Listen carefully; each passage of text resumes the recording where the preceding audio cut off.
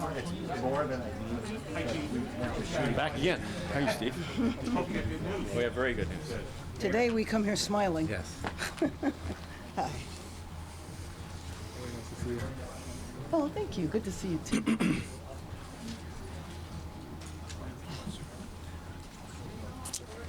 you. Just a quick question. Whoever's available for interviews after them, what we're going to do is have Put this under here. looks like for interviews. If you're not, that's okay. The meeting's going to go that way, so you can And phone's on vibrate. You can come into frame. Phone's on vibrate. I do it, Sheriff. Phone's on vibrate or off. Same.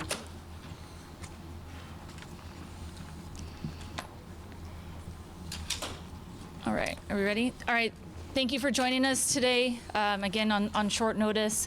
My name is Captain Kelly Muniz, Commanding Officer of Media Relations. We're bringing you together today to have an update on the homicide case that we did a press conference on yesterday. To begin, I'll have Chief Michael Moore. Next will be Mayor Karen Bass. After that will be our District Attorney, George Gascon. And after that, we will have the Los Angeles County Sheriff, Robert Luna. We will also have the Beverly Hills Chief of Police, Mark Steinbrook. Also joining us is the U.S. Attorney, Martin Estrada. He will be available for questions. We will do the first presentation in English. Once the presenters are done, we will have Detective 3, Frank Carrillo, from Robbery Homicide Division, Los Angeles Police Department. He will do an overview of the case in Spanish. Lourdes Castro Ramirez, who's the Chief of Homelessness out of the Mayor's Office, will also speak in Spanish. And we have the District Attorney who will also speak in Spanish. With that, Chief Michael Moore. Captain Muniz, thank you very much. Again, to the members of the media, thank you for joining us today on a short notice. We've called this media conference to update Angelenos in the status of the investigation into the senseless series of 3 murders that we announced just 24 hours ago in regards to the one that occurred in Southeast, the central part of the city, as well as in Hollenbeck. Thank you, Mayor Bass, for your attendance here today. More importantly, thank you for mobilizing the city and county resources in both its outreach workers as well as the emergency shelters that you activated upon learning of our belief of an existence of an individual who over a few short days murdered 3 men without provocation as they slept alone, unhoused here in our city. I'm also joined today, as I was yesterday, by our U.S. Attorney, Martin Estrada, and District Attorney, George Gascon. Gentlemen, thank you for being here, as well as Sheriff Robert Luna and Beverly Hills Chief of Police, Mark Steinbrook. As you know, upon learning of the connection of these 3 homicides, we immediately assembled a task force of dedicated, highly experienced detectives and investigators, as well as our forensic services and other resources in the mission to identify and arrest the individual we believed responsible for these heinous crimes. This afternoon, it is with tremendous pride that I announce that their collective work, in concert with the work of the Los Angeles Sheriff's Department, Beverly Hills Police Department, has resulted in the identification and the arrest of the individual we believe is responsible for these vicious crimes. Tragically, that same individual is also believed responsible for the murder that occurred during a follow-home robbery in San Dimas, making this suspect responsible, we believe, based on our investigation, for the murder of 4 individuals over the course of 4 days. I am very proud of the Los Angeles Police Department, its extraordinary investigators and forensic services, who under the leadership of Chief of Detectives Chris Pitcher, Commander Jay Masick, and Robbery Homicide Division Captain Scott Williams, set forth an all-hands effort to identify and apprehend the person responsible for these murders. I'm also welcome here today Assistant Director Don Elway from the FBI, as well as what he represents was the federal's assets that were also brought in to assist us in this case. I'm also proud that in a time of crisis, when one of our most vulnerable populations were being victimized, that under the leadership of Mayor Bass, the city and county of Los Angeles came together with our city service providers and nonprofits from throughout the region to protect and serve our most vulnerable population. I'm also grateful for the continued support of our federal partners, as I mentioned, as well as the district attorney who quickly dedicated critical resources that will remain with this investigation and the forthcoming prosecution of this serial murder case. All of this work is evidence of what we stated yesterday, that our entire law enforcement enterprise would be committed to this investigation, while our service providers and hundreds of outreach workers mobilized to alert our most vulnerable population to this terrible danger. The murder of these three homicides, the murder suspect of these three homicides is in the custody of the Los Angeles Sheriff's Department and has been identified as Gerald Joseph Powell, a male black, 33 years of age, and a resident of the city of Los Angeles. As has already been reported, Mr. Powell was identified as being responsible for the senseless killing of Nicholas Sambolin, a husband and father of two young children, at his home in San Dimas this past Tuesday. The extraordinary work of the Los Angeles Sheriff's Department resulted in the quick identification of the vehicle that was used in that follow-home robbery and killing. An alert to law enforcement of the vehicle resulted in its discovery by the Beverly Hills Police Department, where a vehicle stop resulted in the arrest of Mr. Powell and the recovery of the firearm on Wednesday evening. Over the course of our investigation of our murders, we were able to identify the vehicle we believe connected to our three homicides as being the same vehicle Mr. Powell used in the murder of Mr. Sambolin, and then that it was being held in custody of the Los Angeles Sheriff's Department as evidence of their murder. Our detectives worked closely with the sheriff's investigators and our forensic services overnight, and the result of their work has positively identified the handgun recovered from Mr. Powell's car as being the murder weapon of our three homicides. Additionally, our investigation has documented Mr. Powell's vehicle as being at the murder scene of all three homicides, and Mr. Powell's physical appearance is consistent with the imagery recovered to this point. We have not yet established a motive of Mr. Powell in these three murders. I am grateful that this suspect in this case is in custody and no longer a threat to our community. I recognize that there will be many questions regarding Mr. Powell and other aspects of this terrible ordeal over this last week, and we'll be unable to answer those today as our work continues to interview witnesses and develop additional evidence that will aid in the successful prosecution and conviction of this heinous killer. As I said earlier, Sheriff Luna, Chief Stainbrook will be available to answer questions relative to the arrest of Mr. Powell, as well as the circumstances of the San Dimas follow-home murder, and then I will now introduce, again, with my appreciation and gratitude for the leadership that you sprang into action yesterday upon learning of this, to take care, to provide every measure of safety to those that were most vulnerable and targeted by this man. I'm sorry, Mayor Bass. spell the name? Absolutely. So everyone- Jared is Jerrid, Joseph, Joseph, Powell, Powell, 33 years of age. Mayor Bass. Thank you. Good afternoon, everyone.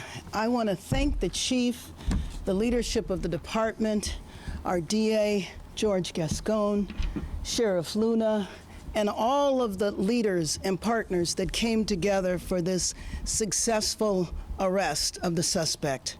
When we come together as a city and as a region, nothing can stop Los Angeles. We step up to challenges and we address them.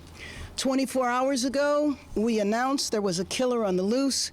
Now he is in custody. Right after the conclusion of yesterday's press conference, my office was able to convene more than 400 people representing city departments, housing service providers, regional agencies like the Los Angeles Homeless Service Authority, and elected officials at the city and county level to ensure that they would go out about the threat facing our unhoused community and let individuals know of the threat. Let me be clear, this rapid mobilization was the result of relationships that have been forged and strengthened over the past year as we work to confront the homelessness crisis. And when we come together to address an emergency and another challenge emerges, we are able to act quickly and effectively to solve whatever comes our way. The city moved immediately to get the word out to our unhoused neighbors in housing networks and worked to ensure that our centers stayed open. Metro leadership also worked with us to ensure that Metro homelessness teams got the word out to unhoused Angelenos on Metro trains as well as buses about what was going on and ways to stay safe. We were in touch with service providers throughout the city to reach their clients and to get the message to them. And we called on all Angelenos to help us. And we continue to do this because many people, thousands of people who are unhoused, have friends and relatives who are housed, who might be watching this broadcast right now, and they are in contact with them periodically. And we want them to communicate to them. And now we stand here today, and I can tell you that together we did this. The individual responsible for these horrific crimes was found, caught, and will now be held accountable. I again want to thank the LAPD and our law enforcement officials for their vigilance. On behalf of a grateful city, we thank you. Let me now introduce District Attorney George Gascon. Thank you, Madam Mayor. I want to begin by thanking the mayor for her incredible leadership in this area. As Chief Moore indicated, it was bringing the city together that not only created an avenue for people to feel protected, but it provided us with an avenue to make sure that very vulnerable communities in our county and our city were going to have an opportunity to have a safe shelter for the night. I want to thank Chief Moore, who called me immediately as soon as he realized that there appeared to be a series of killings that were perhaps committed at the time by the same person, and my team, who immediately came up and connected with the LAPD in order to make sure that this individual will be held accountable, and the Sheriff Department, all the work that they did with the earlier apprehension in Beverly Hills, and then our partners in the federal government who came in and put all the resources together in order to take us to what we are today. This case is an illustration of when the entire government family comes together, we can get things done, and it is for the betterment of our community. This person that allegedly killed one person every day for 4 days, just think about that for a moment. The day of his fourth killing, he was arrested. The swift actions of law enforcement undoubtedly saved lives this week. Chief Moore quickly developed a task force and connected with law enforcement agencies throughout the region to share the knowledge and the resources. And together we were able to solve the case and put our mind at ease. Without the collaboration and tenacity of the law enforcement agencies that came together, we would have undoubtedly faced even more lives lost and families enduring the unbearable grief. On Monday, once the case is fully presented to our Major Crimes Division, and they will engage in a thorough analysis of the case. As I mentioned earlier, they have been working with the investigators since very early, so we have a very good understanding not only of the case, but the evidence available. This case also will be submitted to our ACE Committee for consideration of filing of special circumstances of the multiple murders and the murder in the course of a robbery. As we approach the holiday seasons, let us take a moment to reflect on the fragility of life and the impact a single individual has had on 4 families who will not have an opportunity to celebrate with their loved ones. Thank you so much, and I look forward to any questions that anyone may have. And now, sure. Thank you, and thank you all for being here to cover this very important story. So as I begin, what I want to do is just quickly summarize, because last Thursday at the Sheriff's Department, we had a presser that talked to the arrest of the individual that we're talking about today, that unfortunately committed the murders here in our city of Los Angeles. Mr. Nicholas Sambolin was a 42-year-old resident of San Dimas, and he was the victim of a robbery, and unfortunately, he was also murdered.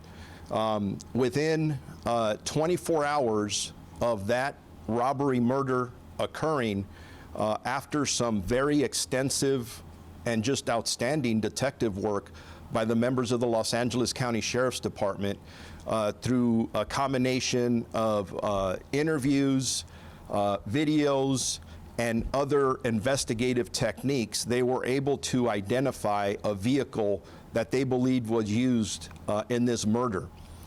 Within hours, they placed the vehicle license plate number in a law enforcement system, and hours after that, members of the Beverly Hills Police Department were able to do a traffic stop and detain the suspect that we're talking about.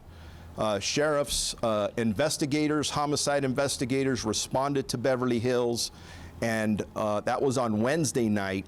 And by Thursday morning, very early Thursday morning, they placed Jared Joseph Powell under arrest for murder and robbery. At that time on Thursday, I told you that a firearm had been recovered in the vehicle that the Beverly Hills Department recovered. That's the weapon that Chief Moore talked about a little bit ago as he described kind of a play-by-play of what's happened during this case. And as I summarize, just a couple of things, and it's been stated here before or already, the teamwork here was amazing. The communication, the coordination. Again, we're really proud of all the work that's been done here by multiple agencies, but as I represent the Sheriff's Department, the response and the relentless investigation that led to the video and everything else to get this individual off the street, and then their expertise to put it into what is basically an automatic license plate reader system. And we know there's controversy out there about the usage of this system, but let me tell our community something. If we did not enter that plate into this system, this individual that we believe is responsible for at least 4 murders may have been out there and reoffended. And he was victimizing, as was said, some of our most vulnerable community members. That didn't include the murder in San Dimas, who was, by the way, one of our county employees that we're just absolutely heartbroken over. So the chief of Beverly Hills can talk about the technology that's used there. All of us in law enforcement look at what they're doing there and see it as a model if we want to reduce crime and prevent things and tragedies like this that have occurred. The last thing before I give up the microphone to the next speaker is I do have a flyer that will be provided to all of you. And this is a bulletin that the LA County Sheriff's Department has already put out to other law enforcement agencies.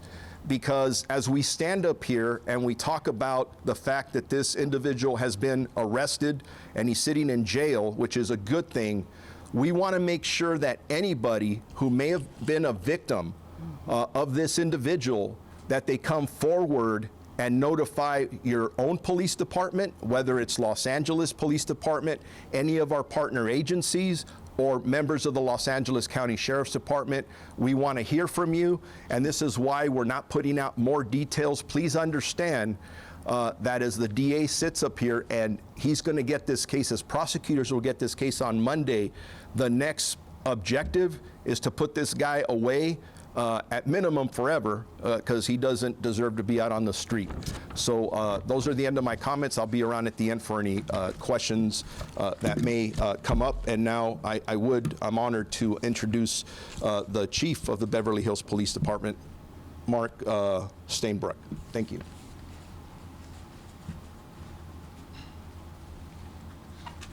Thank you. Good afternoon.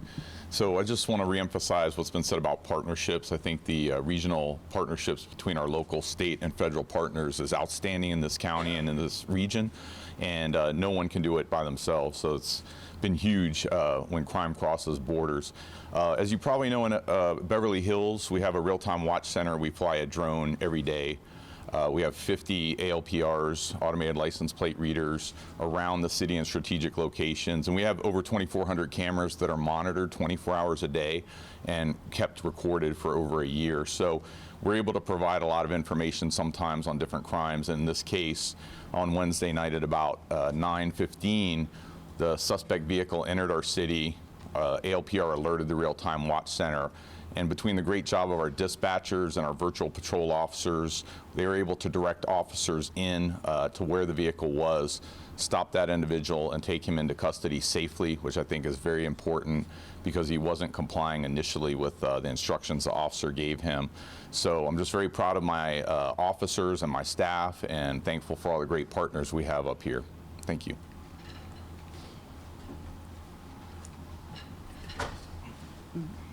Buenas tardes, me llamo Frank Carrillo, soy detective con el Departamento de Policía de Los Ángeles. Estoy con la unidad de robos y homicidios. Soy uno de dos investigadores principales en este caso, pero quiero ponerle más atención a nuestros socios que trabajan de homicidio en las divisiones sur y central, que realmente ellos comenzaron las investigaciones. Comenzaron en la parte sur y central. Ellos hicieron toda la investigación antes de llegar con nosotros, ya juntos, trabajamos juntos para identificar el sospechoso, el vehículo que se presentó ayer enfrente de ustedes. Es imposible que repito todo lo que todos dijeron, pero estamos muy agradecidos trabajando junto con la oficina alguacil, nuestros compañeros. El sospechoso que está arrestado es el mismo sospechoso que cometió los 3 homicidios en la ciudad de Los Ángeles, igual que cometió el homicidio en San Dimas con los sheriffs. La investigación es algo muy complejo, muy difícil para explicar, pero con la cooperación de juntos podemos llegar con la identificación del carro que se localizó en la ciudad de Beverly Hills. Ya llegando con el carro y el sospechoso es cuando nos dimos cuenta que estamos mirando el mismo tipo con los sheriffs. Juntos vamos a presentar el caso con la oficina fiscal este lunes y esperamos de que juntos le van a poner cargos de 4 homicidios, más otros cargos que se están investigando. Gracias.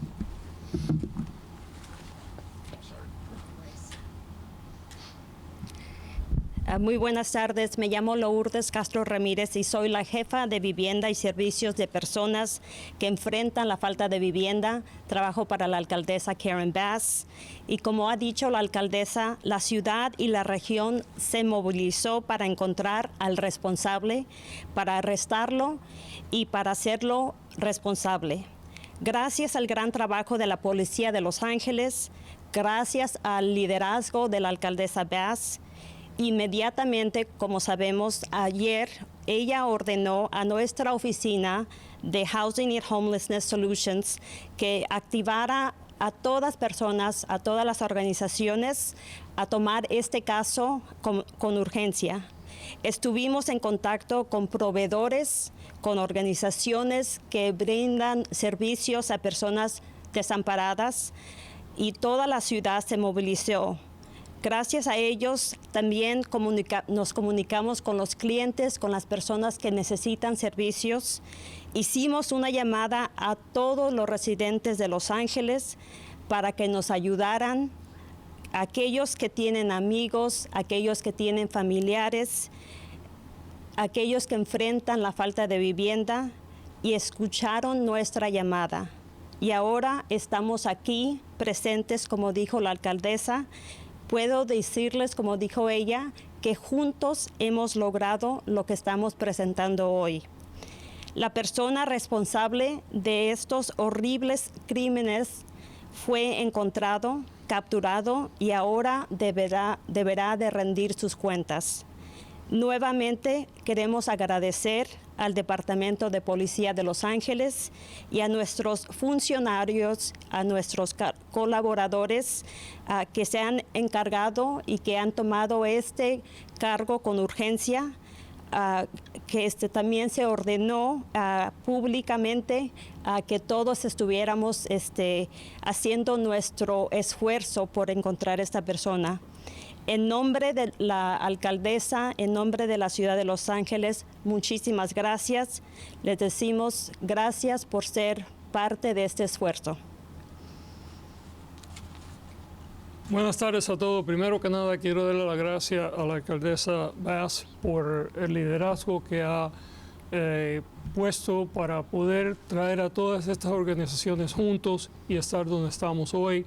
También le quiero dar las gracias al jefe de policía Moore, que desde el principio, enseguida que se dio cuenta de que parecía que teníamos una serie de asesinatos, en ese momento eran 3 asesinatos de personas desamparadas, me llamó personalmente y nosotros inmediatamente pusimos un equipo de abogados con mucha experiencia en esta área para trabajar con los detectives de la ciudad de Los Ángeles. Le quiero dar las gracias también al alguacil Luna, que su equipo había efectuado un arresto de otra persona que era un miembro de nuestra familia del condado que había sido asesinado anteriormente, y también a nuestros compañeros en el gobierno federal, tanto la oficina del Procurador General de Central, el señor Martín Estrada, pero también nuestros compañeros del Buró Federal de Investigaciones.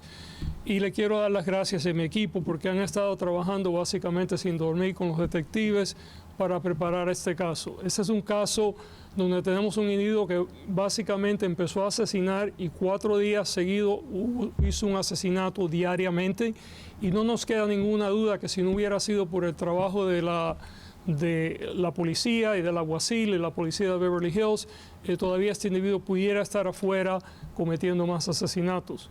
Nosotros hemos estado familiarizándonos con el caso desde el principio.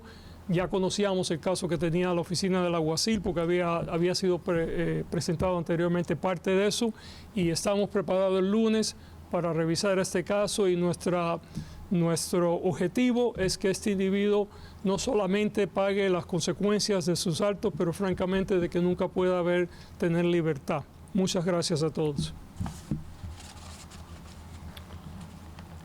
Okay, we'll take a few questions if you'd like. Sure. Steve. Good afternoon. Can you talk a little bit again about where the connection came? What happened exactly between the arrest, detention, and the connection to the 3? So I'll speak solely to our investigation and the beginning investigation by South Bureau Homicide and Central Bureau Homicide. As those investigators worked, they realized that there was connectivity.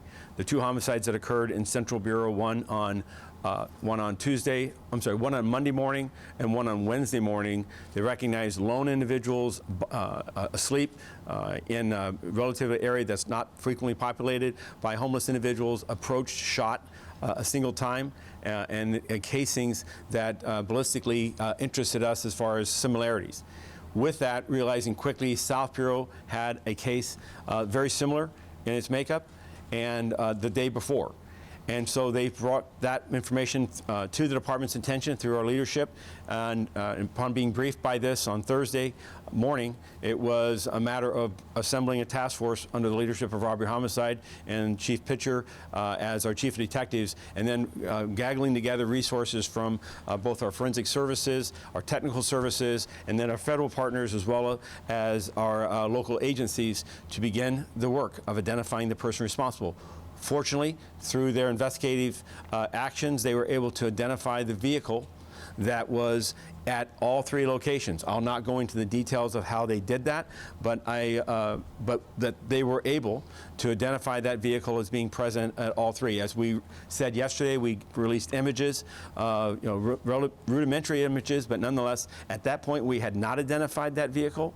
But through their investigation and hours that flowed from that, they were eventually able to identify this 2024 BMW M440. And upon doing that, also began efforts to locate that and learned that it was in the sheriff's custody for the San Dimas homicide. That's when the connection, now Sheriff Luna and myself had already spoken. We had already done our outreach for any similar events that may have connectivity, but our detectives worked with the sheriff's detectives quickly to discover that Chief Stainbrook's folks had made that arrest on Wednesday night, that there was a weapon inside there, and then that began the work of, was that the same weapon that we had tied the 3 murders ballistically as having been connected. So with that, that has happened over the last essentially 16 hours through the work overnight into the morning to scientifically tie microscopic examination of the casings and that weapon to being the murder weapon for all 4 homicides. So that's essentially the path to this point. I want to again thank the men and women of our Science Investigation Division. They worked through the evening into the morning hours. They have a quality assurance that their work was blind tested, and it was through a systematic documentation and authenticated that it was in fact the murder weapon, and has met that standard needed for us to make such a conclusion. So the car really brought it all together. Car was one of the elements that brought it together, but I really think what brought it together was the use of the aggressive work of the homicide detectives within the Sheriff's Department.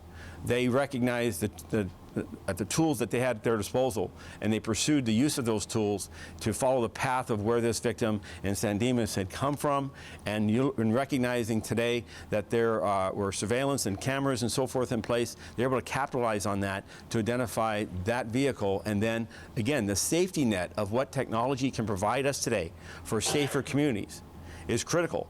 Had they not had those access to those tools, this individual, I am convinced, would still be moving about the city and the region and killing individuals, innocent individuals, helpless individuals.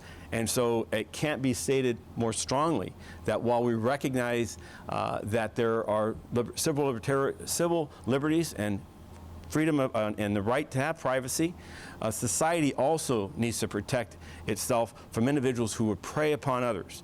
And the use of license plate readers, the use of closed-circuit cameras in public places with the right governance and the right controls can be critical and the linchpin to help us have a safer society. Mayor Bass, if you don't mind, real quick, I wanted to ask you Just a sec. about if you had any data about how many people utilized the shelters last time and how many people heeded the warning. We don't have that data yet, but we will. A guesstimate of any kind of how many people? No, we don't have that data now. I'm not sure if our chief of homelessness knows. No, we don't know that data. But I do want to tell you, though, that those centers are still open, and we anticipate family members still talking to folks. And if people come inside, that is our overall goal. And so for those people that come inside, they will be housed. So we can give a full report on Monday, but we don't have the data right now. Sheriff Luna, Jacqueline with ABC News. What makes you believe there are additional victims out there? Although I don't have any information right here in front of me that there is, the possibility absolutely exists. If you think of the crimes that this individual had committed, we're talking about 4. Based on his criminal history, he didn't just start doing this a week ago. So this is why we're using you as a partner to make sure that with his picture and this information, if anybody believes that they may have been a victim of a crime and this individual perpetrated it, you need to contact us right away. Because at the end of the day, we want to make sure that if he did commit other crimes, that he's held accountable for each and every one of them. Has he made any sort of comments since coming to custody? I'm not going to get into those details at this point.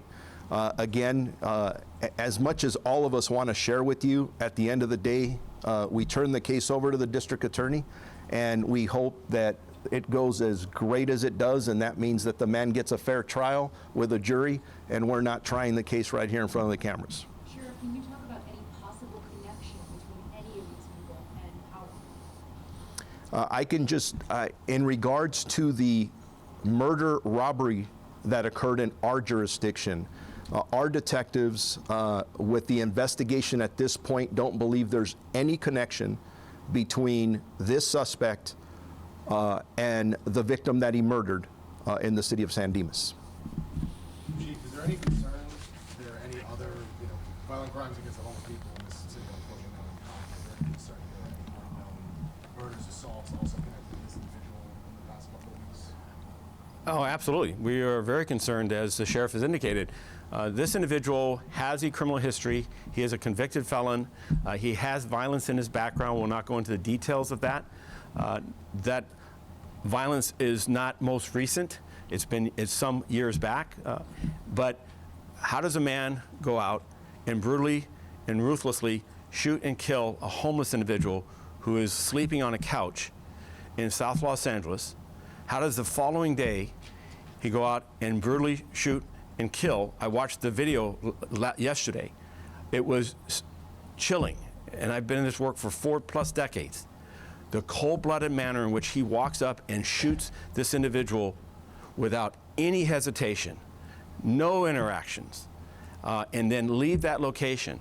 And we now know to follow home an individual, a father of 2, who's simply charging his car, and to follow that individual home has been related and shoot and brutally murder that individual over a robbery senselessly, and at the same time, less than 24 hours later, commits his 3rd murder in the city of Los Angeles. So did this person start Sunday morning, and this is the limit?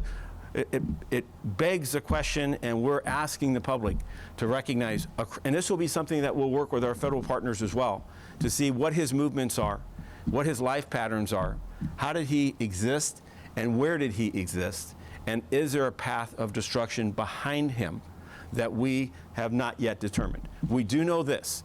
He's in our custody. He's in the Sheriff's Department's custody. It's now upon the District Attorney and the U.S. Attorney as they work together to determine what is the best course of action to ensure that he is not back in our streets ever again. Can you elaborate on his criminal history? I've just did. No, I'm going to limit it to that. I know you said you don't have a motive, but the homeless victims also robbed.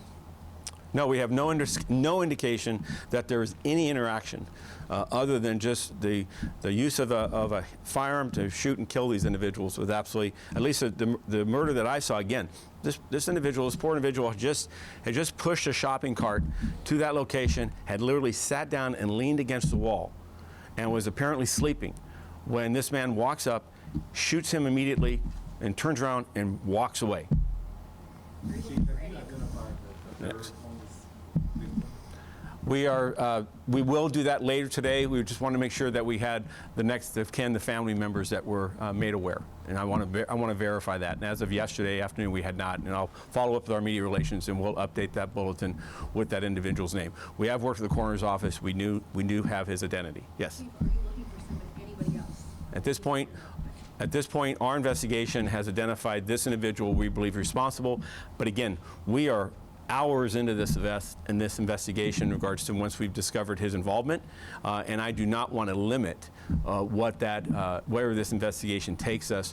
And should we find other individuals that are involved or somehow conspired and engaged themselves in this activity, we will aggressively pursue them just as we have this individual. Do you have more details on the weapon that was recovered? Was it registered to him? Did he obtain it legally? Do you have any of that information? We do not believe that the firearm that's in custody, well, first of all, he is a convicted felon, so our first impression is that he would be a prohibited possessor.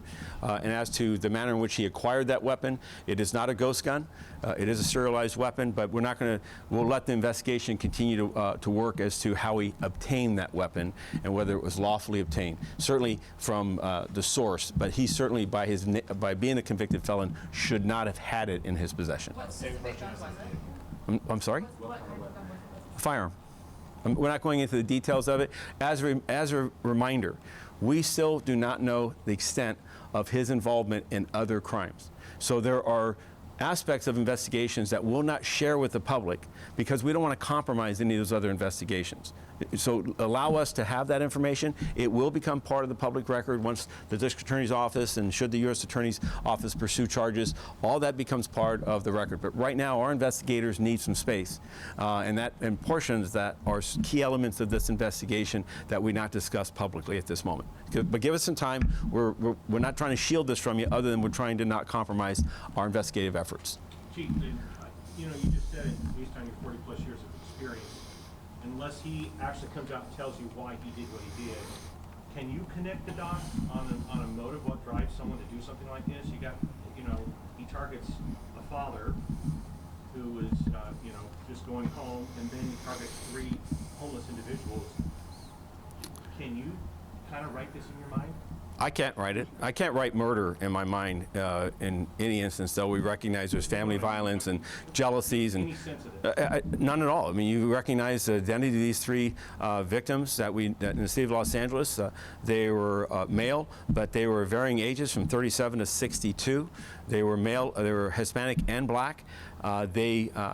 And then to cross that with a follow-home robbery and murder with a man in a 2024 BMW, who's lived in a home or in a residence here in Los Angeles that the Sheriff's Department has already conducted their investigation of. That is, it is a striking set of circumstances that is puzzling, and we are committed to understanding more about it in the days and weeks ahead to come to terms with it. Thank you all for coming. Unfortunately, I'll be there for questions. If I can have you guys just get camera and mic, proceed to the next room through that door. Appreciate it. Any guests that are available for interviews will proceed through that door. Yes,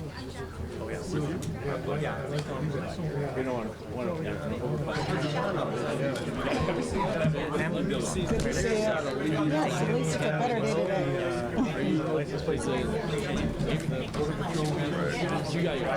Yeah, I gotta go.